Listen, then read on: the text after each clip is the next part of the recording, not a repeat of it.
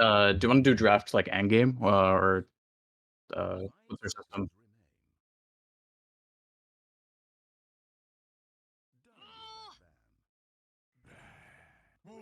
I think doing draft as well is fine or is good. I I don't take as I don't hold as much stock in draft for like lower MMR leagues generally because I think it's generally preferred for me. I think to draft comfort anyways. Understandable, yeah. So we can talk about draft synergies though. You can just fast forward through this. The bans are always weird. Bristle Mm-hmm. Wind. Alright, I need to turn this volume down. Holy shit. Alright. Grim Scent. I like that. Keep it simple.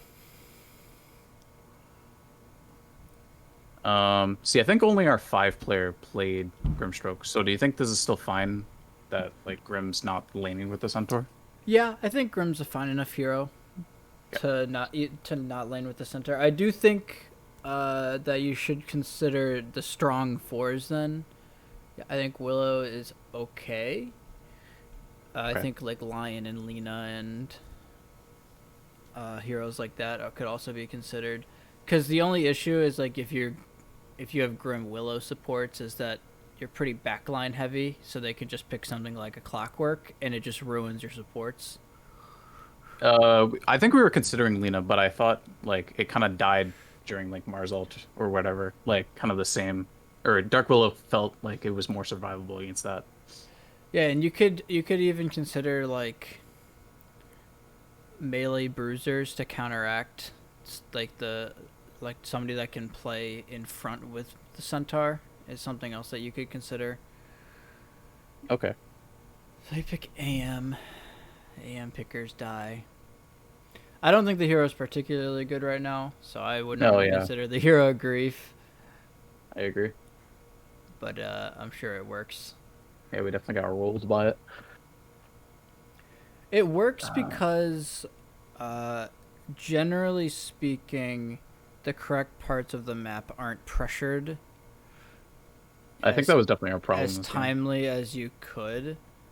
So wait, pause here, pause. I don't want to. I don't. Sorry, Oh, sorry, sorry. I didn't want to see it. Oh well. Sorry. Uh, it's fine. You can just keep it right there. All right. So just pause it here. I know you pick anyways, but Yeah. looking at what they have AM, Mars, Timber Tricore.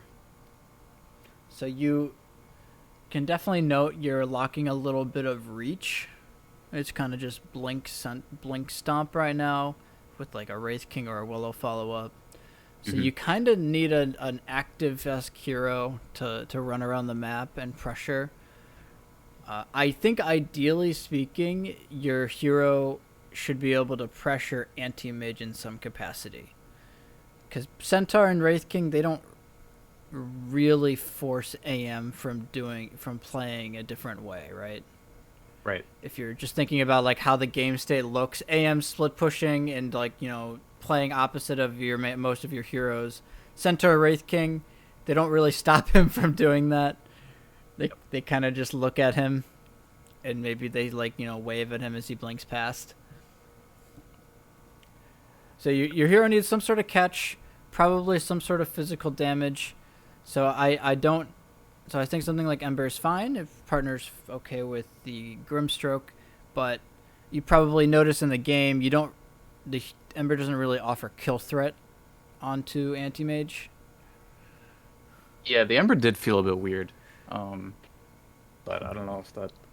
Yeah, maybe something like a Void Spirit that plays with Grim could be okay. You can rush Orchid even to pressure the anti mage. Just throwing ideas out there. So it Yeah, I think he plays Void Spirit. That might have been better. Um, I think we had like 10 seconds left and we yeah, couldn't really decide. So it we just went with happens. one of them. Something I don't know if teams are okay with this. In when I'm scrimming, teams pause at with their last pick, just so Mm. they don't grief the draft, and then you're wasting a scrim.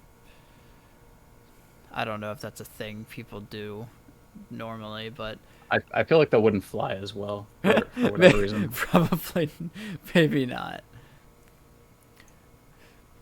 All right, we paused. All right, so Still we pausing. have a tricore of Wraith King, Centaur, Ember versus Anti-Mage. So when I'm looking at this, do we ever think that we're going to be able to catch and kill the Anti-Mage super reliably? Um, I feel like we can. Like if we chain lock or chain stun with uh the Eon what is it? Like Centaur stun into Inkswell into like Wraith King and Ember Spirit. I feel like it's possible. Sure. How many heroes does that require? Yeah, it requires at least 3 or 4 probably. Requires probably 4 or 5 heroes. Yeah.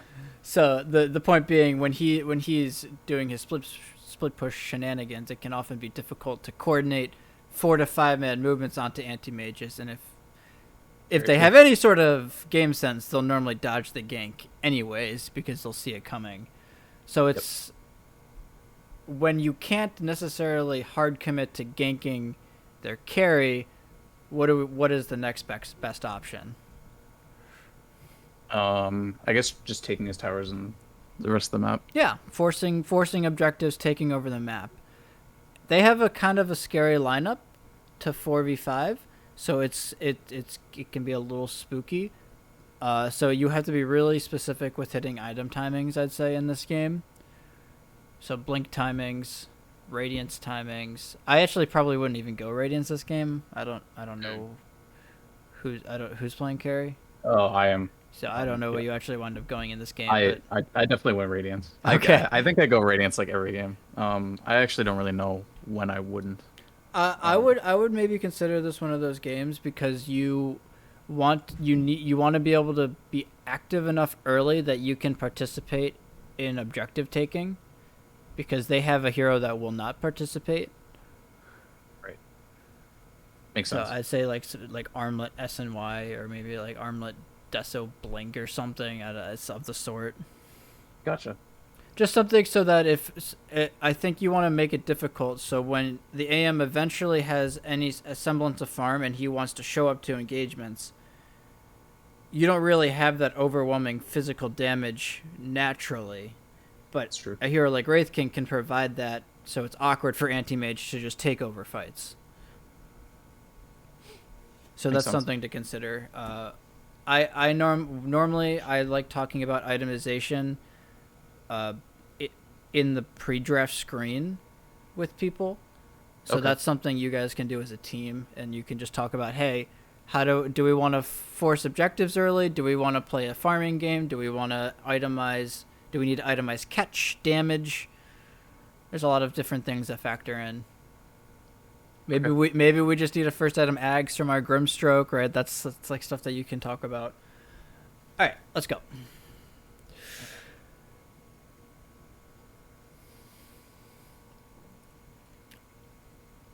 So we're gonna I don't. run. Yeah. All right. I was just gonna say like typically I think we want to like group as 5, but um for whatever reason it felt like I was playing a pub and then we eventually figured it out. I think. Sure. So yeah. I mean, Uh, pub. I'm assuming that's not a good thing, feeling like a Yeah, pub, it's but definitely not. all right. Just kind We of get wasn't in the right first mindset. I blood. think. This is all Yeah. good. Do you prefer it sped up or should I just like do it normal speed? You can just do like 2 times for now. It's fine with me. Don't do like lane by lane, I guess, or what do you Yeah, think is the best system? yeah. We'll just talk about the lanes as we see them. I think is probably the best way to do this. So, Wraith King Grim versus Timber Clockwork. You can slow it down while I talk about the lane. So this is kind of an awkward lane for Wraith King. I'd say the reason it's awkward is because you can't very reliably walk up to get range creeps, which is part of why I don't love Grimstroke going E level 1. Yes, you get first blood, but the next 2 minutes of the lane are kind of awkward up until you get your Q. Yeah, So when you're considering first blood, you also need to not you have to be careful not to completely grief your side lanes. Uh, I think we're high enough here to understand the concept of securing range creeps and Yep. and So everything. Okay, I think we are. All right, so we're running over. They get the large camp pull off. I'd say, general rule of thumb, as a pos 5, for if you watch this back, hopefully you will. um Either hard. uh Oh, sorry, this is a our stand-in. P5 was a stand-in, yeah. Okay. So for cryptic, if you wanted to watch this, I would have probably blocked the large camp in this lane, because they have a timber saw who's gonna naturally shove the lane in. He's gonna tank creeps. He's gonna whirling death the creeps down. So the lane will naturally push in under your tower, which means the opponent only will have two plays, that being to cut the creep waves, drag them around with the clockwork, or to pull the hard camp. So you wanna lessen their options by you can either hard block it with a sentry, or you can just body block it, or you can do both. You can body block it and then block it with the sentry, so they don't know you. There's some mind games with that, anyways. The lane being here though is really awkward, as I'm sure Yeah. we're seeing right now, because it gives a lot of space to timber and clockwork to kind of just walk at you. The clock does kind of just feed, so that works out. But generally speaking, it would be really awkward, I'd say, for the lane to be here. And yeah, I'd say other than that, this lane's pretty farm oriented. The Wraith King wants him under tower. He can sustain. Did you start wand? I started You stick. started So stick. yeah. Yeah, that's what I meant. Yes. Okay, perfect. You start stick. Double king. Uh, Go stick every game versus timber without fail. So that's good. Yep. All right, let's take a look Do mid. you want me to like go back to like 0 minute mark? Nah, it's fine. Okay. It matters less for the mid lane. He's level 4 to the level 4 of Mars, I would imagine. Yep. Yeah, they're pretty even. This lane's pretty boring. You rush his bottle, that's fine. I think when you're playing a hero like Ember, important things to consider as you approach the 6-minute runes and gank timings. It's important to consider, can the mid counter gank me if I make the first move? Which in this case, as a Mars, he can definitely counter gank. And do I want to counter gank if Mars leaves? And you're playing Ember, which means that yes, you can. So you have to be very careful on which engagements you pick and choose, because the Mars can counter gank you, and he can also go to a different lane and gank. But we're not going to be ganking for a while yet, because we're going this WE build. When playing Ember, if you want to go a WE build, I don't normally recommend ganking a lot until you have more levels of chains. So just pause here for a second. Not really talking about the mid lane, but overall game state here. What timings are we looking to hit as we progress in this game? What's probably the big one? Probably blink on Centaur, I'd say. Even before that. I guess level 6 on Ember. I'd say Vanguard, Centaur, and Right. maybe 10-minute Cardi.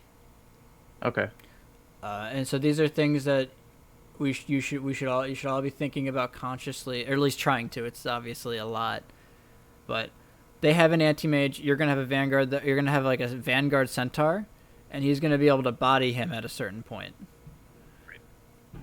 And so you're generally gonna want to be able to rotate some sort of numbers to his lane and force him out of there and take the tower.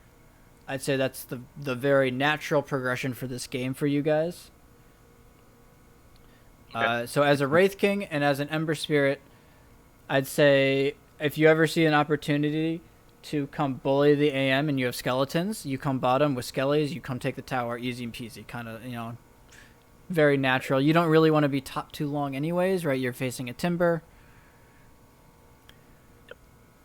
So stuff like that. I do think you do need to be a little careful of the timber saw TPing down and defending the tower.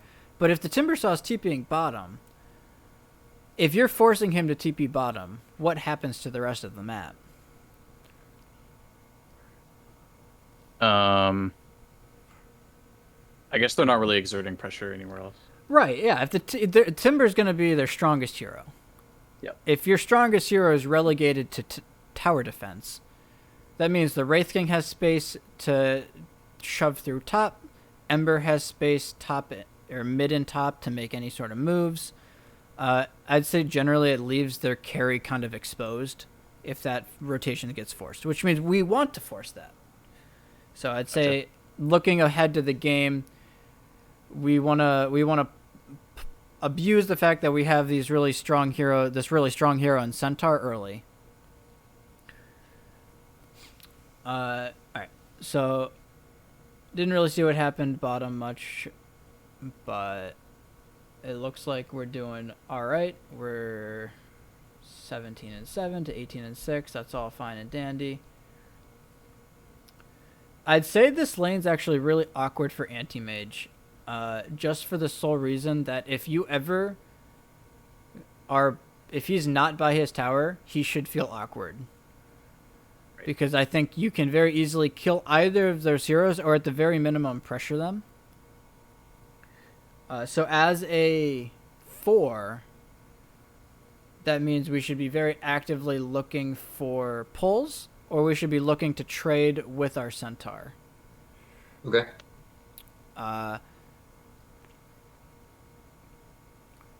So, for example, we could large camp pull right here, and then have your Centaur tank and trade with the anti-mage. That could be something you do. Otherwise, I think if they ever tried to trade with anti-mage, you should be there to trade. Or if they ever tried to trade with your Centaur, you should be there to trade back.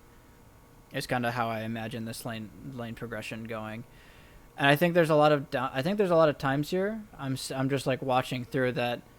As the Willow, you're like scared of clicking him, right? Where in reality, you can just lay it. This is perfect. Just lay into him. I guess Clock's here. It's not as perfect, but that's the idea. If right, Clock's not here.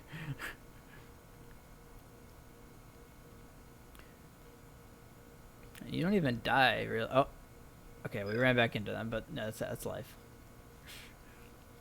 I just felt like no, it's just always Warlock lanes where it's just like, all right, you're just gonna W the P1, and it's just gonna be like, okay. Can you click on Warlock for me? So he has a Bassi. He has no mana regen outside of Bassi. He has no clarities, no mangoes. Normally that's pretty bad, right? So that means, can you click on it one more time? Sorry. That means he has four Ws, not accounting for mana regen. And if he uses W on his anti-mage, that is resources expended. It's a defensive spell he doesn't have for himself as well. So right, I get it. Right, so you can always consider, if you force Warlock heal onto somebody else, you just go on the Warlock.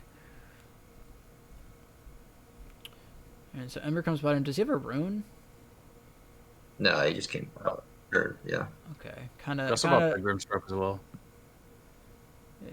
Kind of odd. Why is Grimstroke down here? He didn't want to be top? I guess so. I think I said that like it's kind of whatever in the top lane, and so we can't really get kills on the Timber. I think I sent them away, but I'm not 100% sure if that's correct. I think I would maybe adopt a different philosophy. So this is exactly what I'm scared of, right? You see the Grimstroke. Yeah. If I'm Mars and you see the Grimstroke show bottom, I'm running at this Wraith King. True. And forces a Willow TP. Maybe you don't die, but you're still pretty sad. You had to use your level 1 ulti. Ember rotates. We don't get this guy. This is overall just really awkward for us because we're trying to play reactionary Dota. Right. I'd say 9 times out of 10, we should make an effort throughout this season to play active Dota. So we don't like playing reactionary Dota. We like making our own moves and forcing the opponents to react to what we're doing on the map. And that can come in, a lot of different forms, which we'll talk about as the season progresses. But I'd say if you pause, the very natural, I'd say the natural progression for your heroes in that moment, if your Ember wants to rotate bottom and pressure the anti-mage with like a Vanguard timing on Centaur, I don't necessarily see the problem with that. But you can't leave your top lane exposed because of that. So you can rotate like 4 heroes bottom and then rotate the Wraith King to mid, is what most people do. Okay. Is the carry comes and just rotates to the mid lane, and he kind of just he has like the same. He keeps his farm up that way, and you're defending the most important tower. Without heavy commitment, because like you're just farming. It's not really anything crazy. Yep, makes sense.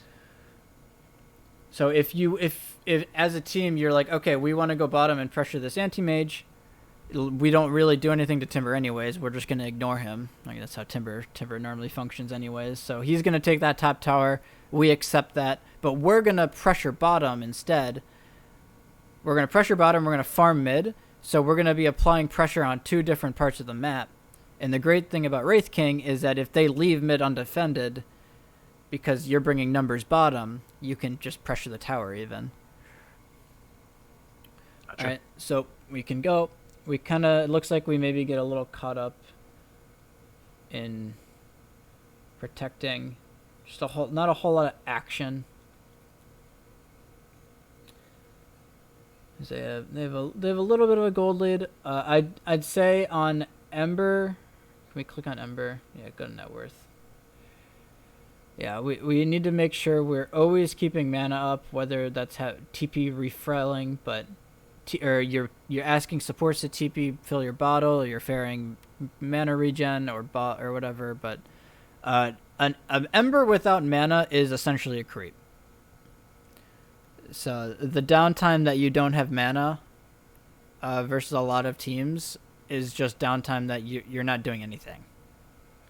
If you want to think about it like that. Makes sense. All right, so they steal your rune, which sucks. But we're seeing that this anti-mage doesn't really want to be in lane, right? Yep. I think it would make a lot of sense here to just rotate the Ember bottom, keep your Wraith King near mid, kind of trying to defend that, and then you just force him out of here. You don't necessarily have to kill him, but this 10-minute Cardi dying, I'd say, without, and it even seems like you can kind of you kind of feel it. I see Willow's coming over here. He's like, guys, wait, we have a Cardi here. Yeah. Meanwhile, I'm dying in the. Meanwhile, jungle. you're dying. Yeah, and this is I'd say if you don't have ulti on Wraith King, it's really scary to play the top half when they have heroes like Timber. That's true. Just kind of chilling in your triangle.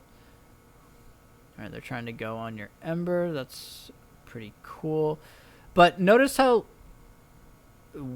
we're reacting to everything that's happening. Yep. Right, we're not the ones bringing numbers to anything and forcing the opponents to change how they want to play.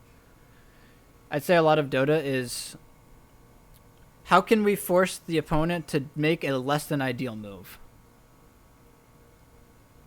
Makes sense. Right, and if we bring heroes bottom, we maybe force the Timber bottom. That frees up top lane for Wraith King. That frees up the rest of the map.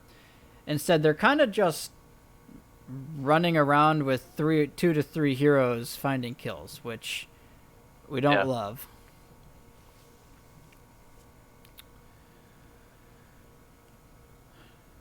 All right, now the map's kind of awkward. I'd say when you have Ember, you want to, if you have Max Light, you want to at least be trying to fight. You want to be, in the enemy's face, Wing them, kind of playing the outskirts of engagements.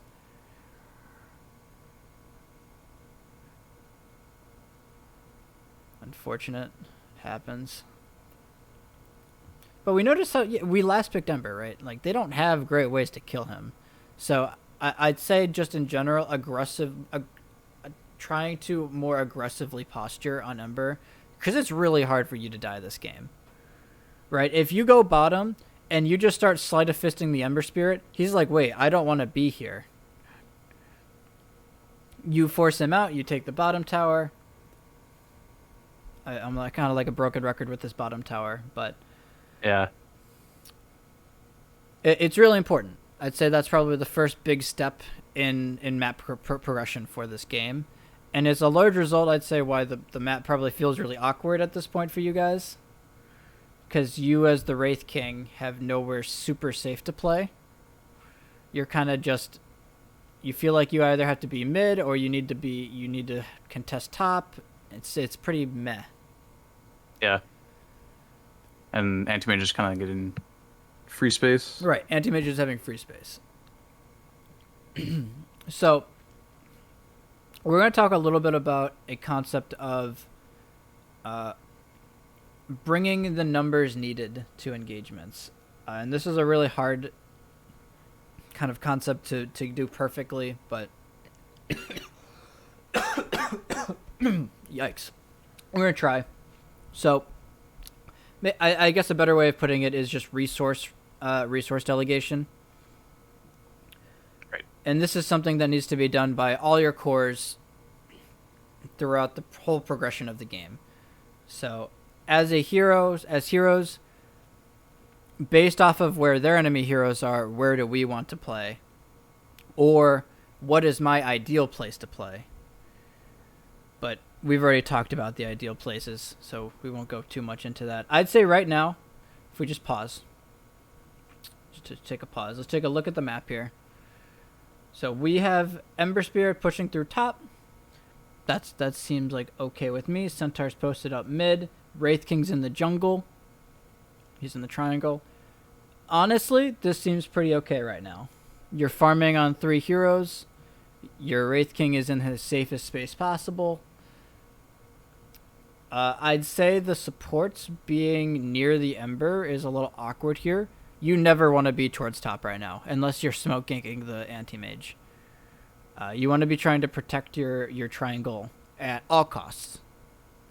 Because if you think about it from their perspective, what is the one place you know the Wraith King is going to be at this point? Well, mid Triangle. Mid or triangle, and he's not mid. Centaur's sitting mid, so he's got to be in the triangle. So that means the enemy will more than likely try to run in there at some point. And it looks like that's almost exactly what's going to happen here. So as supports here, it's your job to posture and use spells to prevent them from walking up these high grounds. Copy that. Especially when you're behind, holding high grounds becomes increasingly important. Yep. Because that's when the enemy is ahead, they are the most vulnerable when they are attempting to walk up high grounds. Right, the concept of high ground is a very powerful thing. So, just making sure as supports we're like, oh, we need to. They're probably going to try and walk in our triangle. Let's just make sure we're in the area, in case something happens. And at the very least, you're a body in front of your carry. Yep. Yep.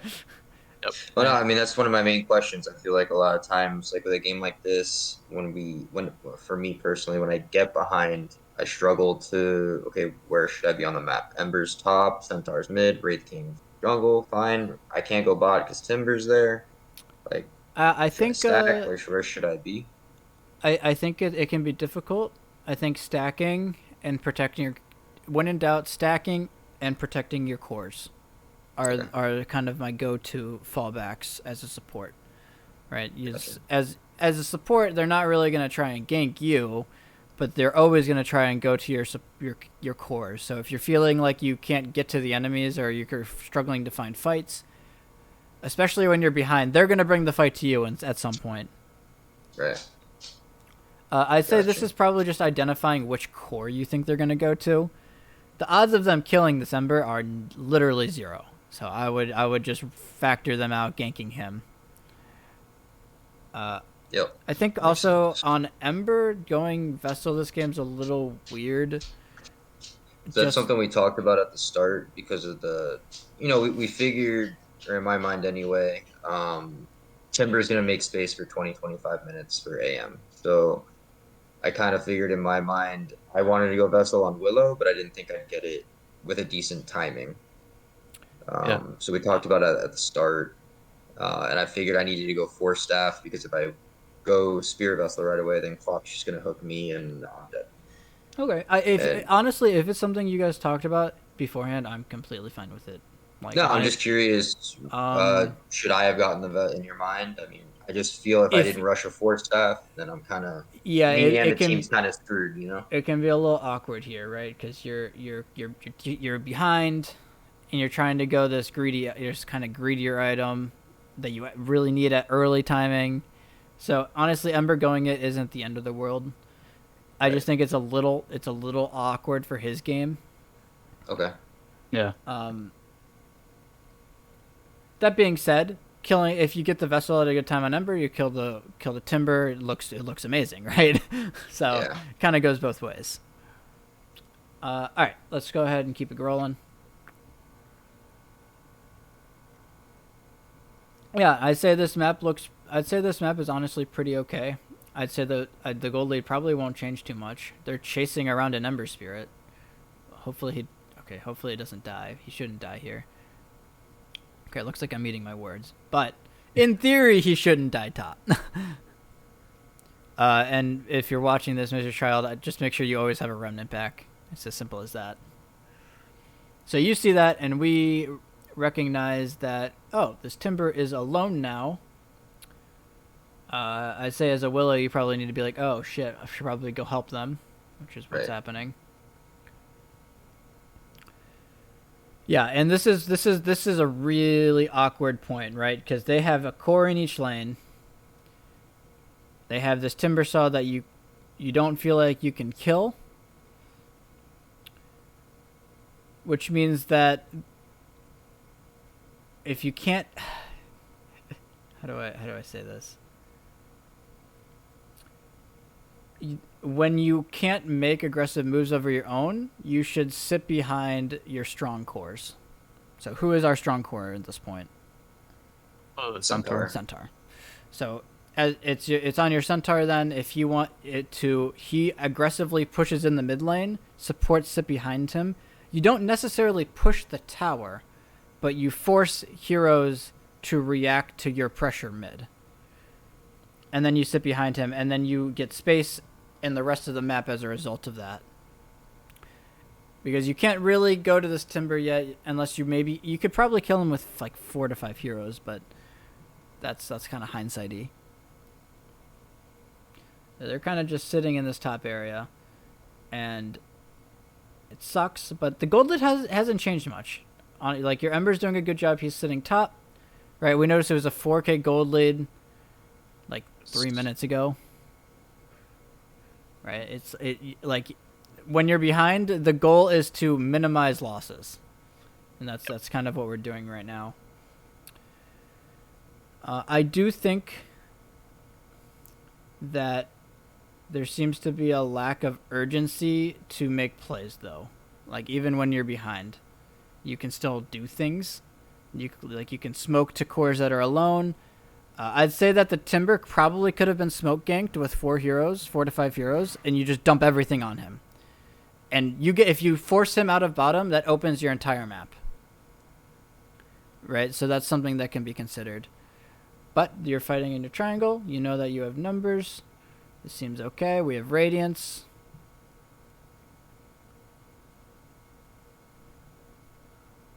We don't really kill that guy, so that kind of sucks. But we're going to ignore him. Good target priority. We get 2 kills. So what do we do off of these kills? Okay, we chase this guy. It's probably not worth it, but alright, we'll get him. I don't know if we do. I don't think we do. Oh, okay, well that sucks. All I right, we think got we some go kills. mid after We though. got some No, we kills. don't. Do we think we are in a position to take a tower? Not really. They're No. basically all up because we chased them for like 15 seconds. Off of favorable engagements, I kind of follow a slight like tree, like a tree progression. So, can we take an objective? That's always number one. And the objective might vary. It might be Roche. It might be a tower. It might be high ground. I guess those are towers. Or do we just need to shove lanes? And so I'd say it's. And we're gonna get another kill here. That's awesome. Perfect. We're punishing them for being in our high ground. I'd say every time you find a core kill, it should be a sign to push a tower or get all of our lanes out.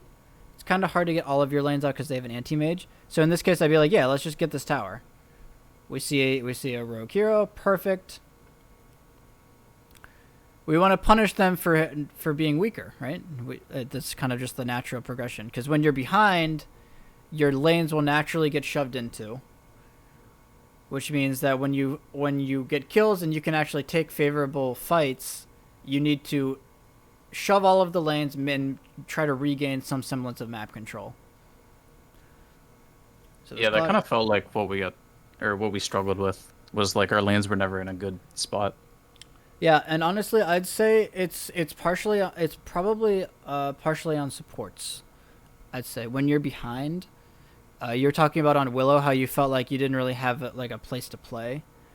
I just didn't feel like I knew like they just didn't know where to be on the map. I guess you know.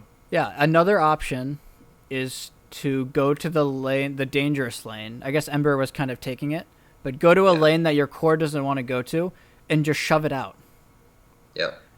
And it's a concept that I know BSJ talks a lot about. I don't know if people watch his videos here, but it's just that like your life as a support is less valuable, but that lane being shoved, is more valuable than your life. Okay. If that kind of makes sense. So there's It times does. where you literally just go use Bedlam on a wave. Maybe you get ganked by 3 heroes, but that's space for your cores to shove lanes. That's like map control. So it's a kind of an awkward it's kind of an awkward thing as supports, but sometimes you just die for seemingly no reason, or it's like a small thing, I mean, yeah, but it makes sense. and now your Wraith King is top. We don't want to be top ever. That's life. Yeah, that was really stupid of me. Yeah, I'd But say. like, Go ahead. oh, sorry. What I was saying was, a lot of the time it felt like they were like grouped as four, like kind of on this high ground, and we'd have Centaur bottom, and I felt like I wanted to fight on the Wraith King, like at that fight, but because we didn't have Centaur, it never really looked good. So I wasn't sure if like maybe we should like switch up the roles of like I be the pushing one bottom and then Centaur. Is that the fight? Yeah, I'd say that as a Wraith King, you want to be bottom because you have Radiance. You can flash farm the entire jungle bottom, right? Yep. After we finally gotten this tower. You being bottom is easier for your team to connect to. It's safer. And Centaur is still your strong hero. I guess you're also very strong now, but Centaur's still your strong hero. Vanguard Pipe Blink. He wants to be the one starting engagements. So probably swapping. And you pause. You can go back even. Sorry. Just go back to the map before this fight. Yeah, you're saying Centaur's bottom. You were top.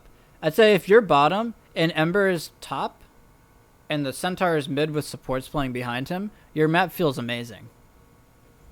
I think one of the problems was that I felt like anti-mage can bully me out of a lane, which feels really bad. Like you can kind of kill me 1v1. Whereas you can't really do the same on a Centaur, I think. Sure. Counter argument though. Does anti-mage want to be bottom if your supports are bottom mid? Not really, I'd say. Right. So the anti-mage, maybe he can 1v1 you as a carry, but if you're bottom and your supports are playing in this bottom jungle, near mid, near bottom, he can't really commit his resources because your supports still have a lot of lockdown. They have a lot of catch. So if he walks into them, he can still die. But you can't really kill him if you're going on him. It's hard to kill him. But if he's going on you, you can very easily counter initiate. Gotcha. Especially because you're a Wraith King and you have 2 lives. But I guess he has. Yeah. I think I got the shard right away. Do you have the shard? Yeah. Perfect. Yeah. He can't. He has to go. He has to commit so many resources to kill you the first time that it's almost impossible for him to kill you the second time. I'd say. Fair enough. The other thing is that the anti-mage can't necessarily do that if we go a different build. So that's another reasoning. Kind of just going through our heads, right? He can't bully you as hard if we have this max physical damage build that I'm thinking of. Yeah, you're right. All right, so we died top. I talked a little bit about that. So our core dies top as a team. Where is the enemy going to naturally go to? Tier 2. Yeah. Tier 2 top, right? Yep. Do we want to fight while our Wraith King is dead? Really don't want to, no. No. Which means, should we have anybody top? Probably not. No. Our Centaur's bottom, that's fine. Ember goes mid, shoves that, maybe takes the tower. We're not fighting until Wraith King's alive anyways, so what's the point of having heroes top? I guess my thought process would be keeping the tier 2 tower up. It's 21 minutes. Do you keep this tower alive as a solo Dark Willow? Oh no, of course not. No, of course. I don't remember what we were saying. I think we probably asked if we wanted to defend it or not. And that's why I think TK TP'd in on the Centaur. Okay. I'm 100% with you though. I don't usually stand behind towers. we're not defending. I've thrown too many games doing that. I kind of felt like we could win a 5v4 fight like once I respawned. So like if we just don't die and they like initiate and then we can come in with Centaur and Wraith King. Like it felt, or I thought it would. I'd say okay. If that's something you want to do, I'd say there's a better way than just having your support sit behind your tier 2, and that's to you all go shove the lanes and then like 5 seconds or 10 seconds left on the Wraith King respawn, you smoke into that controlled area. Like so by the I'll pinch. Let's pin a picture. Let's look towards mid. Yeah. So Ember shoved this in, right? So this is at the tier 1 mid. The supports are near him. Centaur are shoved in bottom, and he is running towards the mid lane, right? So you're gonna have 4 heroes in this mid lane area. Okay. All right. We have about 10 seconds left on Wraith King respawn, I'd say, by the time this happens. And this is probably not something you would maybe think of in the moment, but just one usage of smokes. So the Centaur comes in, you 4 smoke to top with Wraith King respawning, Wraith King TP's in, you then take a fight 5v4. Makes sense. So that's an example of shoving lanes before engagements. Right? You never want to take an engagement when you have multiple lanes pushing into you. General rule of thumb. That's not always. But, right, you have 2 lanes pushing into you, you're like, oh, there's so much farm and stuff we can get on the map that if the lanes are pushing, they have the vision advantage most of the time anyways. Right, so you want to push these lanes in, you want to get the most information possible. You see the anti-mage come bottom, you're like, okay, let's go take a 4v5. All right, I haven't seen any smokes this game actually. So I'd say keeping an open mind as supports on where we can smoke to, what heroes we need to smoke with, who can we kill with smokes. Okay. Those are all very important factors. All right, so we can keep going. We take a fight here. We already talked about that.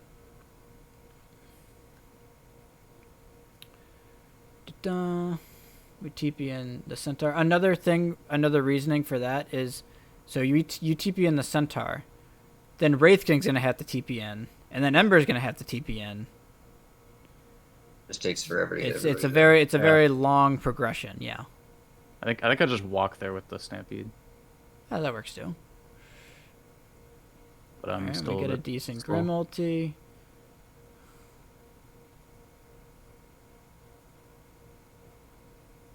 Get these kills. Maybe not. Missed the chains, unfortunately. Let me wait this guy. Alright. I think we end up getting timber. We do Alright. too. Yeah, I mean, I think you guys correctly identified that you wanted to take a 4v5. I just say maybe the way you went about it was a little weird. Which Fair enough. honestly, the being able to recognize which fights you can take is by far the hardest step. So this is perfect. So you get 2 kills. Let's pause. You DC'd. Perfect timing. Yeah. Let's take a look at the map. All of our lanes are in, right? Yep. So you as the Wraith King, you can probably shove 2 lanes top. Yep. 2 lanes top. The Willow's gonna probably bedlam this wave out bottom. This next wave that's coming in, that's perfect. Centaur's gonna push in mid. We're gonna get 3 lanes in, and then somebody should hopefully be saying, we get all our lanes in. Every time a fight happens, when I'm shot calling, just as something I do. Whenever we're behind and we take a good fight, I'm like, all right, everybody go shove lanes. And then you want to give them a spot to reconvene to. Okay. So you all shoved lanes. The natural reconvene point for any game is going to be the mid lane. So you can say, okay, we're all going to shove our lanes in, and we're going to reconvene on this bottom ward we have, maybe.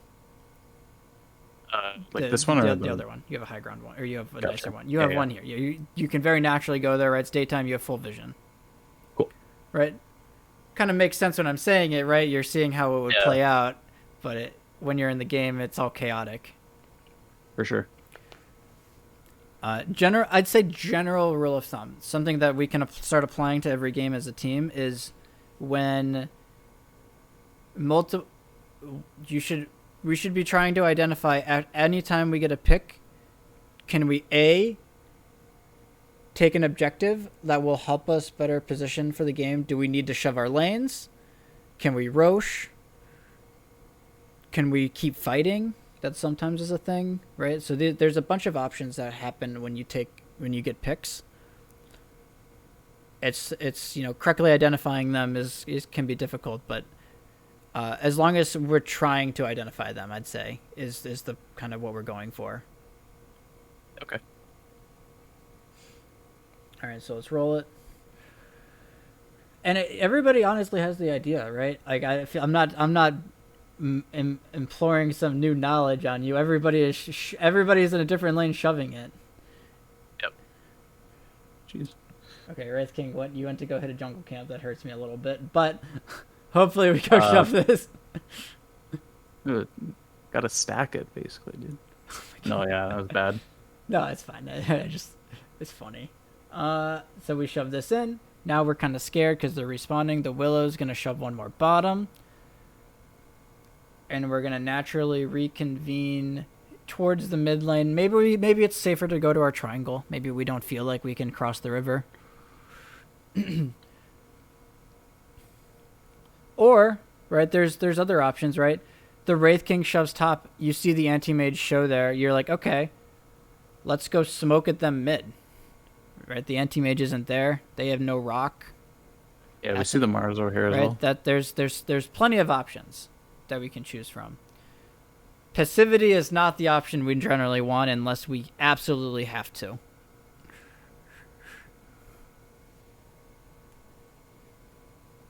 Sorry, I'm getting pinged.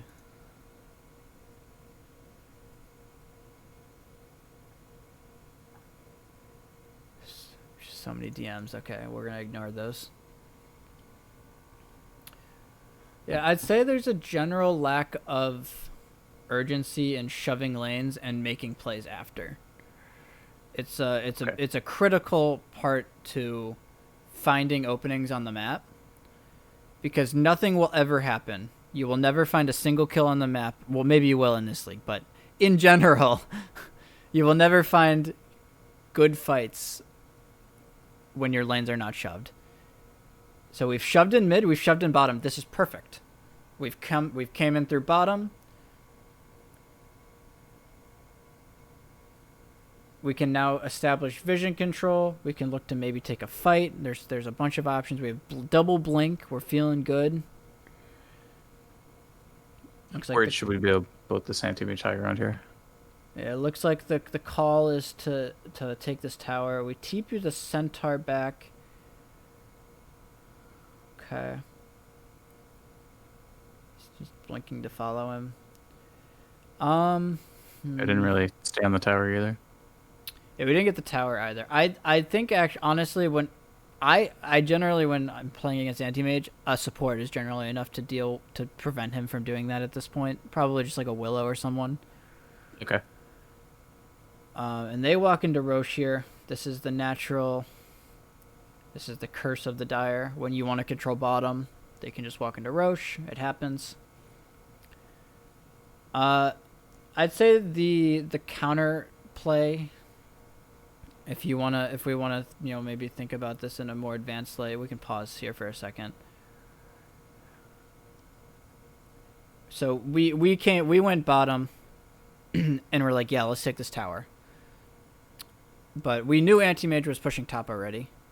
Yep. Right, so we kind of already knew that this anti-mage was going to be a problem in some capacity, hopefully. So, does it make sense to force the tier 2 when our tier 3 is probably going to be being pushed? Probably not.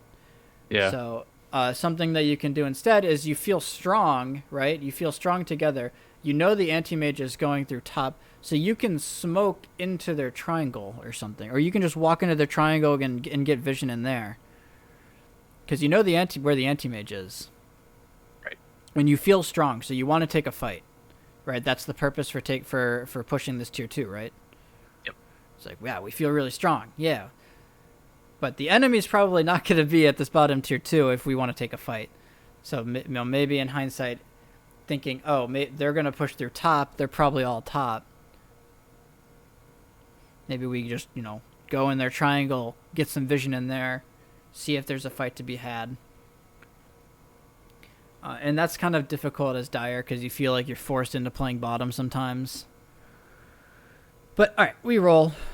They find our centaur, which sucks because they roshed. Oh, there he's out. He doesn't have a TP. Oh, we're on the anti-mage. We don't do much to him anymore. And we're at the point in the game where anti-mage has the items where, as a team,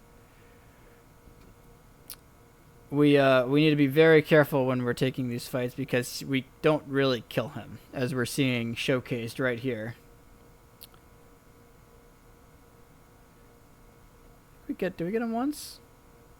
Did we get him once? Honestly, I would just run away after this. Yeah, for myself at least, I kind of just forgot he had Aegis. Yeah, you break the age. This is honestly like an okay fight. You traded Ember and Grim, and maybe your centaur looks out. All right, TK. Oh, he's fine. Perfect. What a god. This is like honestly, when I'm looking at this, I'm like, this is perfect. And Okay. I chase and die. If we completely disengage with that current set of circumstances, that's a dub in my book.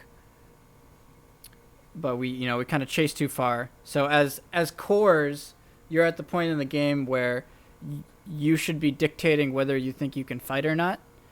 I'd imagine as Wraith King, you're probably like, I don't have ulti. I don't really want to fight. That's generally what's going through my head. Not to mention we use Terrorize and Stampede and everything, so... We die here, which sucks, so now they can kind of poke at the high ground. Yeah, we basically lose a barracks because I'm screwed that up. It happens. It's a scrim. I'd say learning what you need to fight is something that's just done through a lot of playing and talking as a team even. So if your entire team thinks you can fight, then as a core maybe you're misgauging your strength, but sometimes you're like, guys, I cannot fight. But don't lose a Rax. We got the Aegis. Didn't lose Rax. Kind of, could be worse. Could be worse. High skill dash. That was a high skill dash. All right, so let's pause here. Take a second. So, we've taken note. AM has kind of been playing top this entire game. Yep. They no longer have Aegis, which means we're not as scared of them going high ground. Which means as a team, there's no Aegis to play for. There's not a whole... We can't really push through top because we can't really kill the anti-mage. So what's the natural places for us to play?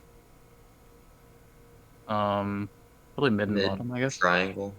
Triangle, and I'd say they're bottom jungle. Mid triangle, bottom jungle. I'd say the 3 places. So this bottom lane being pushed in for the enemy, if you're on the Radiant, it is a nuisance. And the same thing's happening to you, right? The AM is constantly pushing in top.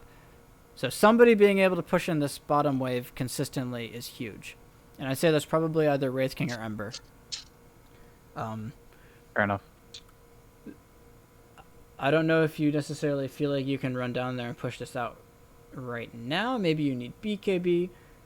But the opponents are, they're all showing, right? So you can very easily walk down there, kill a wave, blink out. And it's like a small map control thing, right? Doesn't seem huge, but it means there's going to be like 2 creep waves hitting that bottom tier 2 tower, which is just pressure for the enemy, right? So maybe somebody TP's down there, and then you get so much space. All right, so that's just things to consider. Like, where do we want to allocate our resources? Do we want to control their bottom jungle? I'd say this could be a very natural time if you want to camp a support top like Willow that can't die to the AM. Well, in theory. Well, I can. Or you probably can now, but in theory you maybe don't.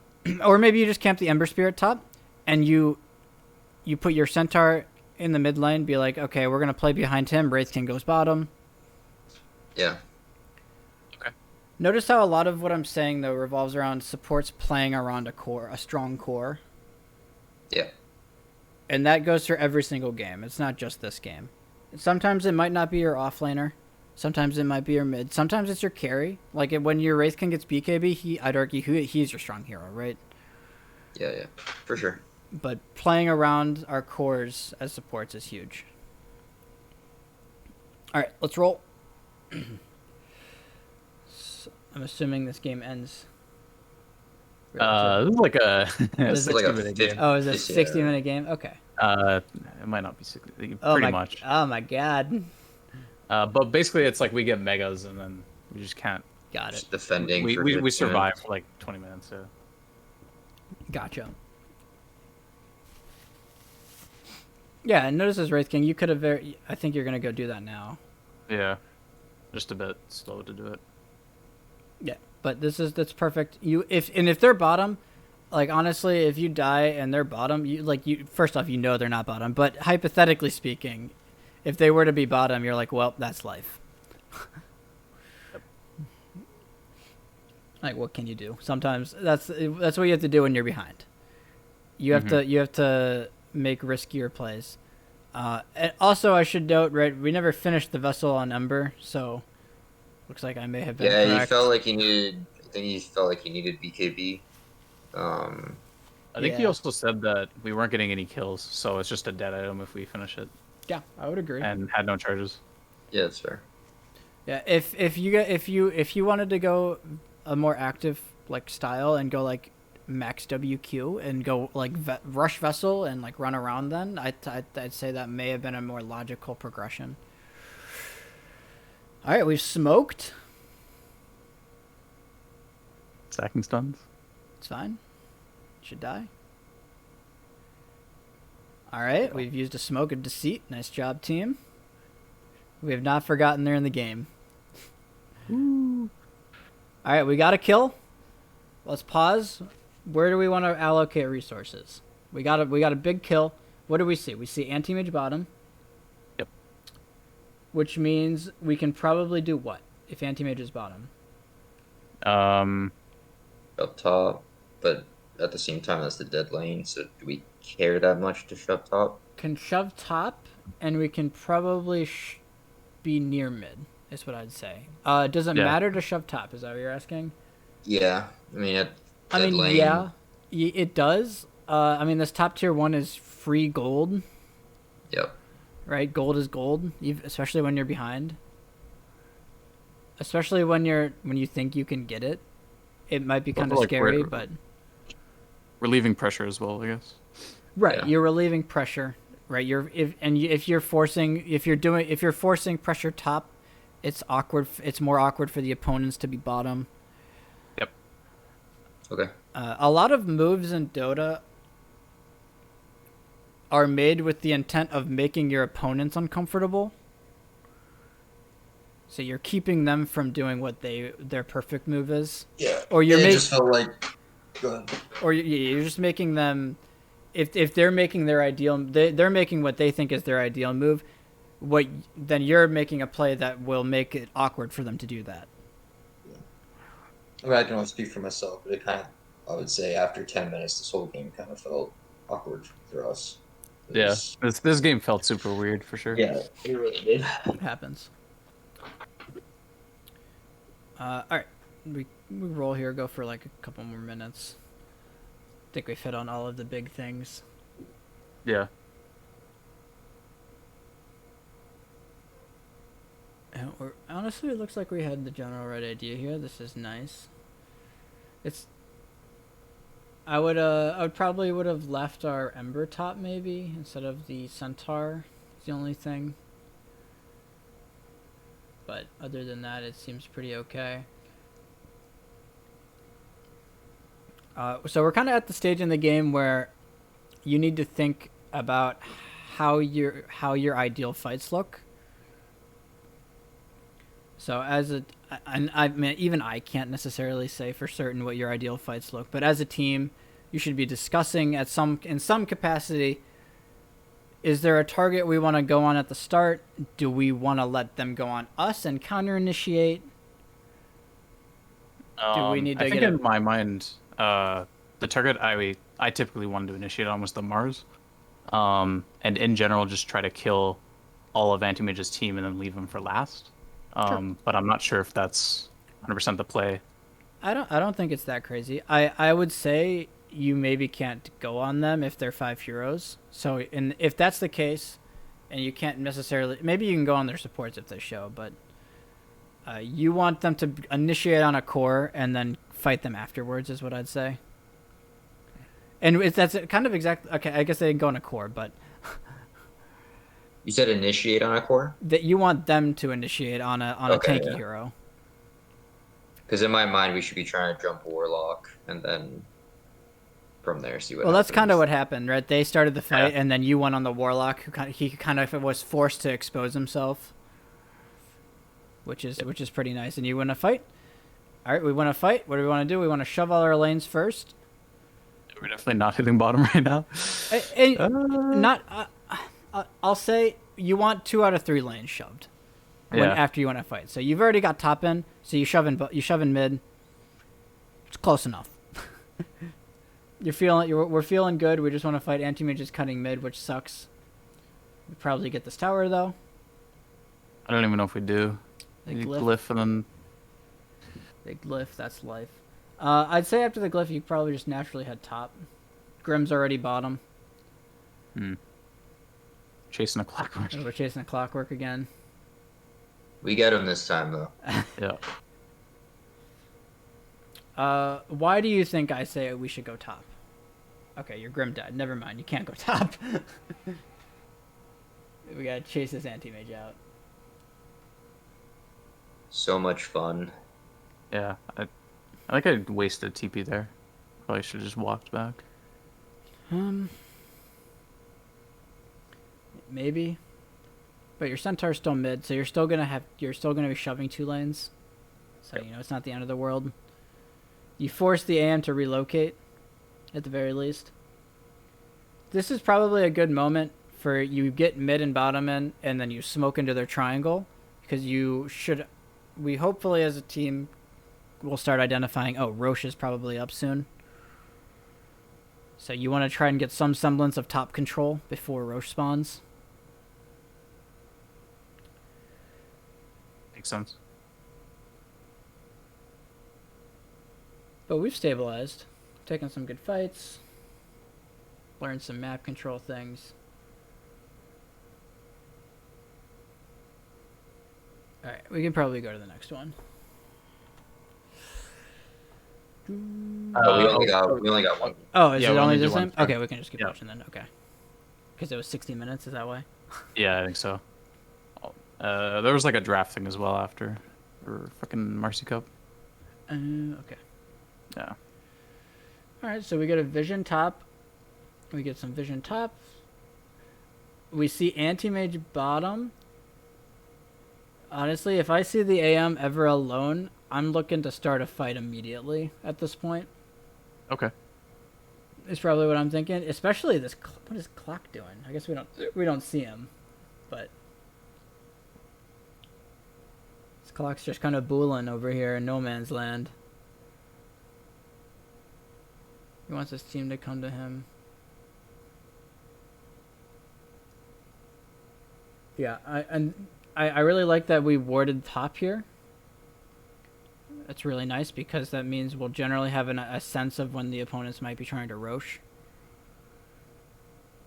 So that's very nice. One other thing, Wraith King's level 18, he's got shards, so he cannot die to anti-mage. So it's worth noting that we don't need him with us. He can solo push bottom, I guess is what I'm trying to say. Okay. So the rest of us should be committing resources towards mid, protecting our centaur, towards Roche Pit, making sure they don't get that. He just kind of walks up and starts beating in. Okay, that sucks. And I'd say we kind of just let them take control of top. Which... Oh, is Wraith King supposed to be there to help? I think Wraith King's the only one that can be bottom, so... It's probably on Centaur and Ember to try to prevent them from just walking in and taking control of the triangle. At least until Wraith King joins. Because now we know they're in Roche. Wraith King can't TP I'm nowhere here. Yeah. Yeah, this is just an awkward fight now. So let's go back and think about it maybe. And this is such a hard thing for every team to do. Like this is by no means an easy thing to gauge. So you're like, oh guys, they're in Roche. We have to stop them. Yeah. And I have no way to get there. And I'm hoping Wraith King has said tower. to some capacity, I cannot be there. Yeah. And this is honestly just one of those things where I said Wraith King probably should be bottom, but I actually think it had to be Ember with a Remnant. Mm. Just because everybody's aware that Roche is happening. Yep. So just keeping in mind who can get to Roche. We don't have the outpost, so we kind of it has to be Ember in order to get to this fight. So we kind of get forced to take this awkward fight. Their AM is untouched. That's life.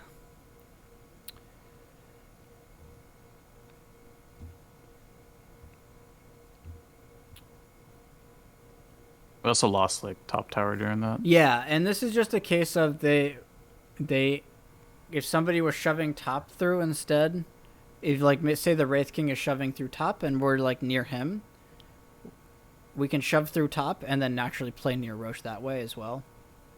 So we're kind of mitigating the pressure we're mitigating the pressure while also contesting the objective. It feels kind of counterintuitive when you're on the Dire to shove through top, right? Like you said, it's normally the dead lane. But it makes sense because of Roche. Right. And the dead lane only applies because your team doesn't want to be there, right? Yeah. As Dire, you're forced to. That's the textbook definition of the dead lane. Like your cores no longer want to play there, right? It's a dead lane.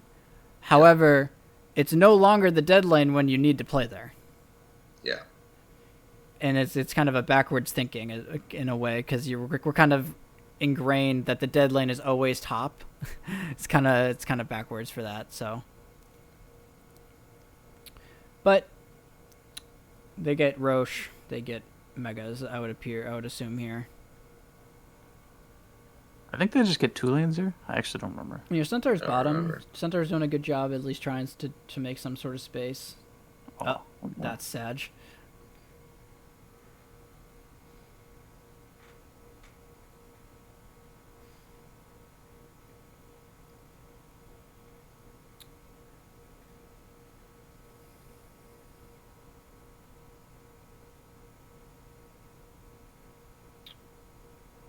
Alright. Do we get him? Oh, we do get him. Oh, maybe we don't. Sag. Do get him. Alright. We hold.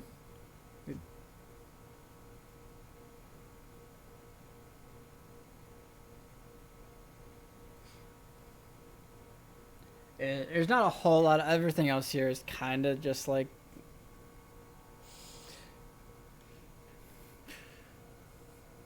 it's not like nothing super crazy to talk about. Just more when you're behind like 14K. I mean I guess we can.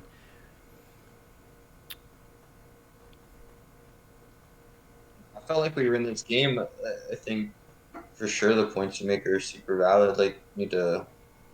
Roach timer is obviously super important. We got to realize if we're on Dire, we want to push a tier 2. Maybe going bot's not always the best option if we don't have close to TP2. I think the biggest thing I take away just from this one game is as a team deciding who our supports want to play around if you're playing around somebody, and who's taking what farm. Yeah. That seems to be the biggest takeaway right now, because like there was a lot of times where the farm priority was kind of awkward, where your Wraith King was in like dangerous spots. Your Centaur was in the safe spot, which is almost never the case, right? Like that's super awkward. Yep. And these are all super fixable things, but they are only fixable through communication as a team. So you guys, that's like something you guys have to, as a team, you start talking about. And, Okay. You know, just it's maybe not even like it's just like actively thinking about it. Maybe is a better way of putting it. As cores and as supports, you're like, oh, I want my core. My core wants to be in the triangle. What can I do to best protect the triangle? Sometimes it's shoving in the dead lane. Sometimes it's sitting in front of him so you eat a gank. And those are all in-game decisions, and you won't always make the right one, but it's as long as we're actively trying to think about those things, you'll immediately start improving. Yep.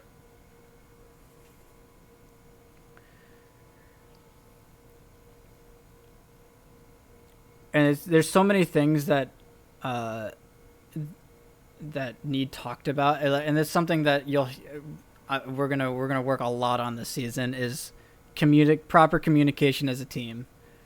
I'm a pos 5 player and I'm a shot caller, so that's like my bread and butter. So you're entering my my domain. Do you shot call all game long, or is there a certain point where? That's always a question I've had, because as a 4, like I'm pretty used to shot calling for probably like the first 20 to 25 minutes, and then I feel like at a certain point it's either on me to kind of be checking everyone's items, or there's a core takeover at that point. I'd say there's a point where your fight decisions should be dictated by your cores. Okay. So like when Yop feels like he's like, oh, I'm really strong, let's look for a fight. Okay. I think that where you take those fights can still be determined by shot calling and as a team even. But shot calling is not really an independent thing, so I don't want to make it seem like that. Like No, of course. All of the things that you do should be like, oh, let's do this. And as a team, if you don't like that move, it should be voiced. in Hmm. a non-toxic way, ideally. But No, no, I think everybody on this team's pretty fucking all like 30, so I think pretty much yeah, everybody's so pretty it's just one of alright. those. Oh my god, you guys killed the AM. It's one of those things where like it's very it's Dota. There's so many possible moves that can be made in a Dota game. It's pretty likely that people have differing ideas, right? So Of it's course. finding that balance. But you can't find the balance if you aren't speaking, and that's where like the awkwardness in games comes from. Is the awkwardness stems from people have different ideas on how they want to play the game, Yep. right? And so the only way to alleviate that is by talking.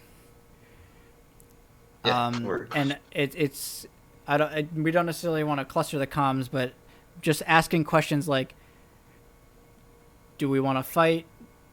Who wants to take the who's going bottom? Right, like it is simple questions that can be asked that go a long way. Yep. And this game Yeah, I is feel kind like of I. go ahead. Oh, sorry. Go ahead. Go I ahead. wasn't saying anything useful. I was saying something less useful, I'm sure. Oh, I was just saying. I feel like I kind of griefed the game by taking the reincarnation fire blast talent level 25. Because it kind of felt like at around uh like I was level 24 or something like that, and then the one fight when we killed everyone but anti-mage, it felt like we had control issues, and that's kind of why I win it. But like as soon as I hit 25, like it felt like we had damage problems. Yeah, I know Double King. You guys all know who Double King is, right? Yeah. I don't think so actually. Oh, okay. He's the carry player on our team. He's like rank 120 or something. He's Hmm. quite good. He flamed me when I played Wraith King one time for not going the other talent. Yeah, The Mortal Strike feels so nice. it really is. But yeah, I don't know. It felt like we had control problems, and like that was the only thing we had a issue is keeping the anti-mage locked down long enough, I guess.